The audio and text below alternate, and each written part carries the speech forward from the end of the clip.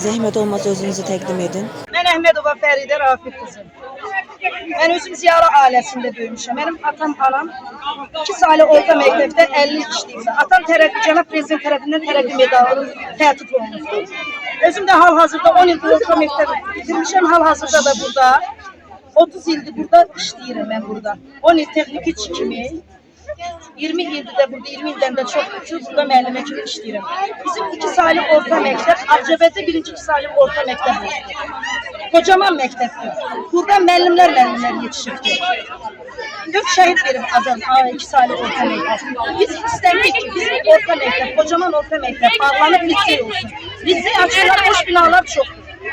Bugün 2 saylı tam orta məktəbdə baş verən hadisələr təhsil sistemimizdəki bəzi problemlərin üzə çıxmasına səbəb oldu. Valideynlərin, müəllimlərin və şagirdlərin bir araya gələrək məktəbin ibtidai siniflərinin başqa məktəbə köçürülməsindən duyduğu narahatlıq açıq-aşkar hiss olunurdu.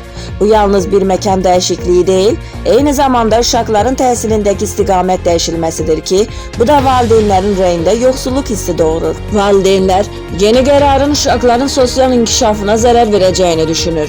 Müəllimlər isə üzərlərinə düşən məsuliyyətin daha da çətinləşdiyi ilə razıdırlar.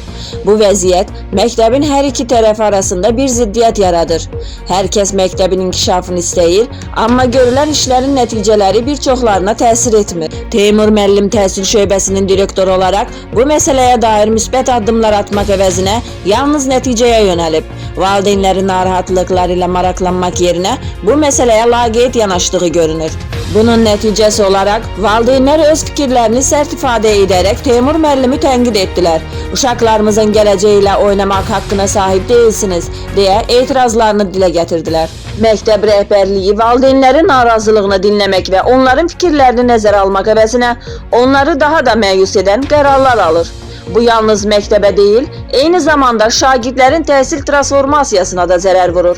Uşaqların inkişafı yalnız dövlətin müvafiq qərarlığı ilə deyil, müəllimlərin, valideynlərin və cəmiyyətin birgə əməkdaşlığı ilə mümkündür. Bir tərəfdən müəllimlər şagirdlərin inkişafında və təhsilindəki önəmli rol oynayır. Digər tərəfdən isə valideynlər öz övladlarının gələcəyinə dair narahatdırlar. Məktəbə 1-ci sinifə qəbul qoymayacağıq. Siz narazısınız, biz də bu şəkildə etirazımızı bildirəcəyik. Mənim övladım niyə ortalıqda? Mənim sinifimdə oxuyur uşaqları, biri də ibtidai sinifdə oxuyur. Uşaqların götürüb aparır, 5-ci sinif dağılır. Neynəməlidir valideyn? İmkanı yoxdur. Hər məktəbə bir taksi. Teymur müəllimin diqqət etməsi gereken aspektlər cəmiyyətin gözləntiləri, məktəbin missiyası və ən önəmlisi uşaqların təhlükəsiz və sağlam bir mühitdə təhsil almasıdır. Liseyin yaradılması ilə bağlı şagirdlər yeni imkanların açılacağına dair ümidlərini ifadə etsələr də, bunun məktəbdən köçürülmə ilə birləşməsinin onlar üçün narahatlıq yarattığını bildirdilər. Mən 11 ildir bu məktəbdə oxuyuram. Mənim anamda burada müəllim işləyir. Mənim balaca qardaşım da burada oxuyur. Mən nəyə görə gedib mən bu məktəbdə oxumalıyam liseydə? Mənim balaca qardaşım gedib 8 nömrəlidə oxumalıdır. Niyə gözümün qabağında yox, gelib qıraq məktəbdə oxumalıdır? Şəxsən elə həmçinin mənim məktəb əmmin adındadır, şəhid əmmin adındadır. 1-ci Qarabağ müharibəsidir. Yəni o boyda ad verilibsə, o illərcə o ad daşınmalıdır. Yəni gəlib burada onu lisey eləmək heç vaxt düz hərəkət deyil. Bu qədər insana nəyə görə Əgər ad verilsə, bu cür nailiyyəti ola bilməkdə. Burada nə qədər ziyanlar Şahinlərdə birinci yer tutmuşuq. 2 il fövqəladə Ağcabəd rayonunda birinci yer tutmuşuq. Nəyə görə bağlanmalıdır? Nəyə görə müraciət verildi?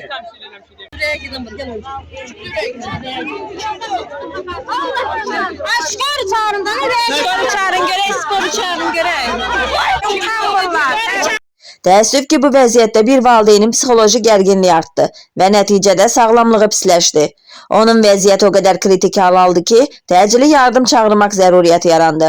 Təcili yardım ekipajı dərhal müdaxilə edərək valideynin ilkin tibbi yardıma ehtiyacı olduğunu müəyyən etdi və onu xəstəxanaya apardı. Valideynlərin, müəllimlərin və şagirdlərin hiss etdiyi gərginlik yalnızca təhsil sistemindəki dəyişikliklərlə məhdudlaşmır.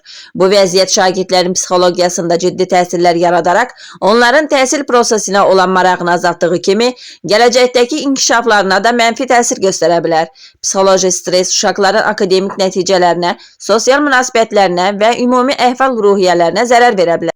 Çəkiliş zamanı jurnalistlərin içəri daxil olmasına narazı olan təhsil idarəsinin nümayəndəsi vəziyyətin daha da gərginləşməsinə səbəb oldu.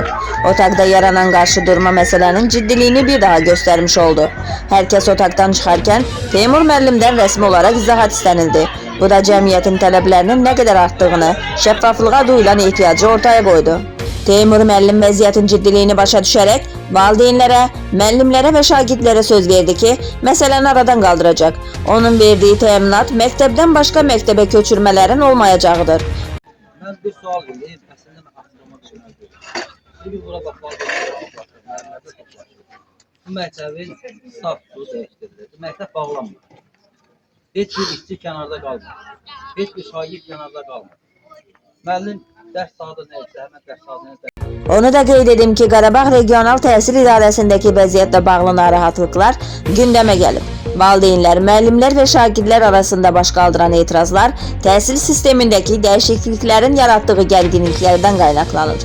Həmin problemlərin aradan qaldırılması üçün Cənab Prezident İlham Əliyevin etimadını doğrultmağı hədəfləyən Təhsil Naziri rəhbəri Emin Əmrullayevdən rəsmi cavab gözlənilir. Nəticə itibarilə Qarabağ Regional Təhsil İdarəsinin rəhbərliyinin vəziyyətin ciddiliyini başa düşməsi, ortaya çıxan narahatlıqları aradan qaldırmaq üçün addımlar atması və şəffaflığın təmin edilməsi təhsil sisteminin gələcəyi üçün son dərəcə vacibdir. Səsləndirmə və reportajda Aygün Qərib qızı, Kanal 8 xəbər, Ağcabədi.